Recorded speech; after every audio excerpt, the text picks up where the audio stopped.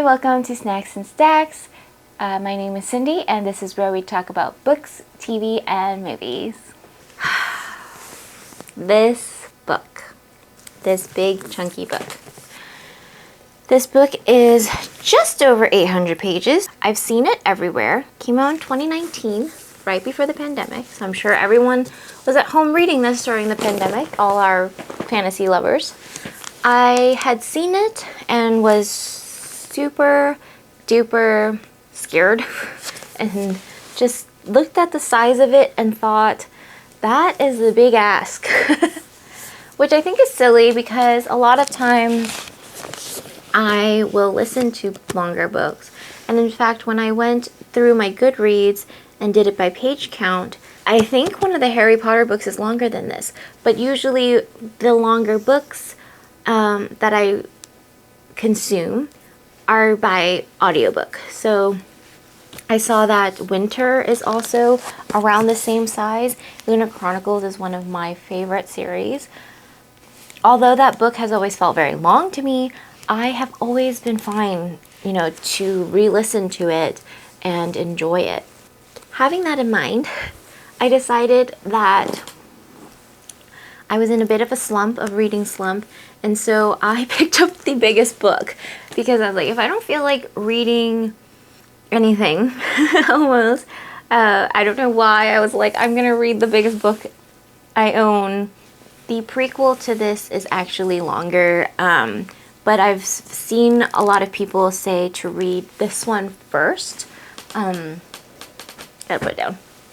Because it kind of helps you learn the world more, and that's what I did.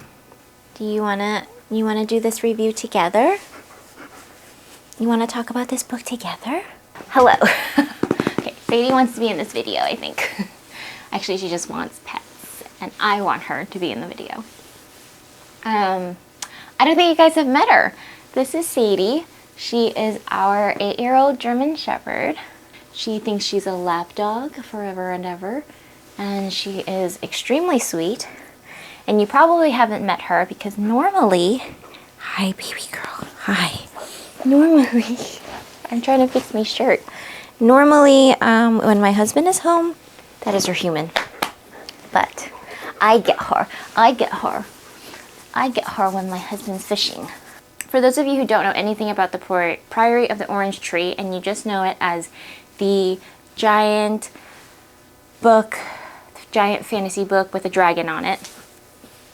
It is based on a world that is oddly quite widespread, but also kind of small, because we talk about traveling from place to place very quickly. This is a very plot-driven book. If you are more of a character-driven reader, this may not be your favorite book of all time, and I am a character-driven reader, and I still really enjoyed this book. It just was like really nice for the place that I'm in right now in my life.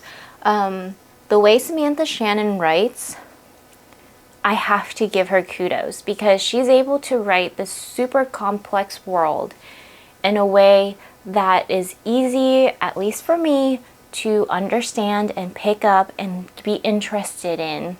And it wasn't like in a way where I was fast-paced and I just had to read the next chapter all the time. So I was able to put it down, which I think is really nice for a giant book like this. But every time I picked it back up, the nuances of this world was easy enough for me that I didn't have to constantly look back or look things up. And there is a glossary in the back, so you are able to kind of remember. There are a lot of names, there's a lot of characters, and there's like a character list in the back, which I thought was very nice because then you can remind yourself who those people are if it's been a few weeks. Baby girl, you can't have a belly rub right now. You're so far away. Okay, I'm coming. Of course I'll give you a belly rub. Alright, sorry. This world has dragons, but both kinds that you might think of. They have the dragons that are you know, you might see more in Asian mythology where they are more like sea serpents and they thrive off the water. Ow, Sadie. They have dragons that are fire breathers, and those are like the evil dragons. So we have that. And then we have other mystical creatures on top of that. We have cockatrice and all these creatures that dragons and another thing kind of became mated with, I guess, and created. We have like an ikuman, which is kind of more of a mammal-like creature. There's so many creatures in this. Excuse me. There's a lot of different worlds and religions in this as well. We have one world that admires and treats the sea serpent type dragons as gods, and we have on the other side a queendom that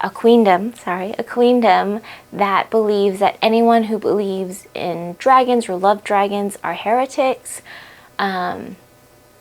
We get to learn the histories of these religions and all kinds of stuff. There's north, west, east, south countries. And so, in a way, this book somehow is very long and very thick and chunky, and yet it's too short. It's like there was just so much going on, and at some parts it felt very rushed and very easy. Like the conflicts get solved really easily because we have to keep moving. And this chunky book, it's crazy because it's huge, but it could have been longer, I think. It could have just been two bigger duology, like two bigger books and as a duology, and I think I would have picked it up eventually, but I probably wouldn't have picked it up as soon because I was looking for a standalone. But yeah, some parts of it felt kind of rushed. I think I went into my review of it without finishing what this book is about.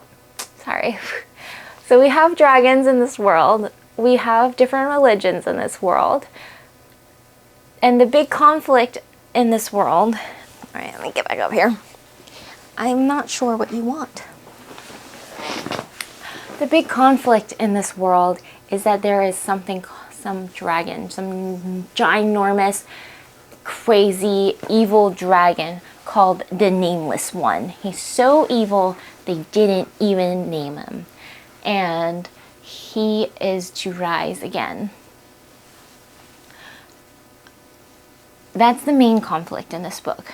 It's this big looming thing that's happening, and we all want to prevent this, and we are following 4 characters in different perspectives in different places in the world and how they might come together or meet each other and how they kind of help solve this conflict in the end. And I think that's part of what makes this book really enjoyable, is we know exactly what the big conflict is. It's very simple. We know that there's a lot going on with the beasts in the world, and so because the conflict is so simple, we can spend a lot of time with the people and the lore and the world building. And so even though there's parts, this book is not perfect, but there are so many parts of this book that I just think were written so well in a way that even as like a newer epic fantasy reader, I very much enjoyed it. Did you enjoy it?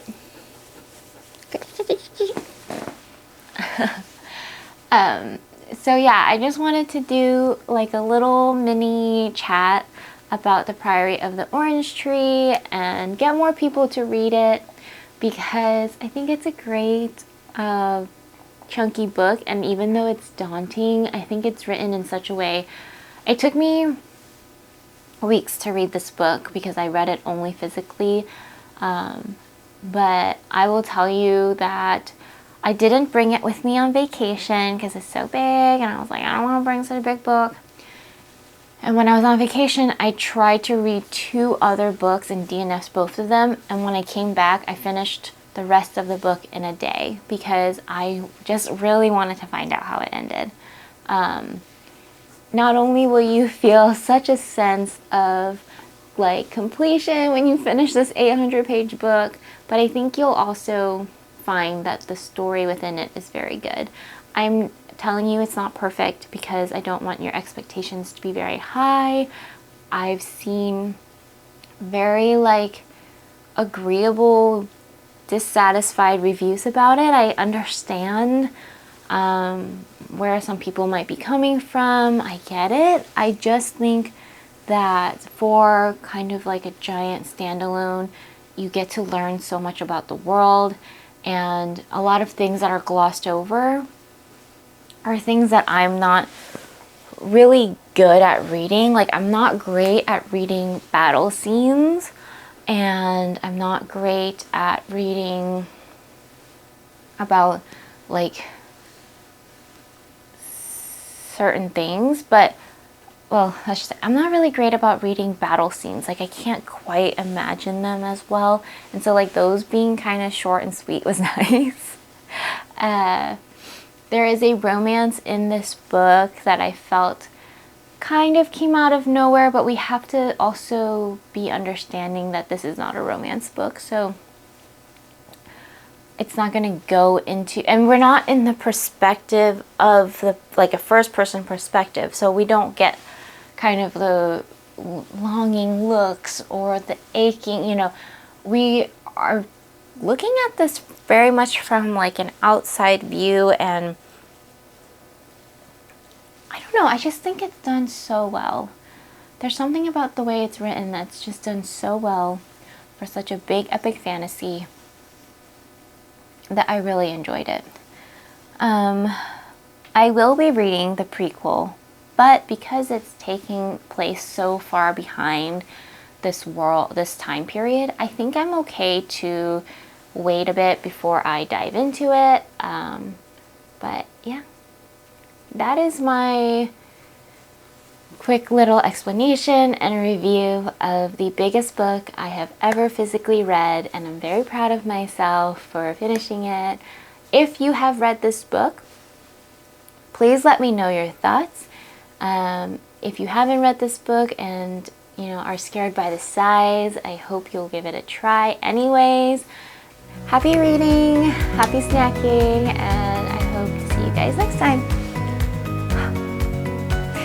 Bye.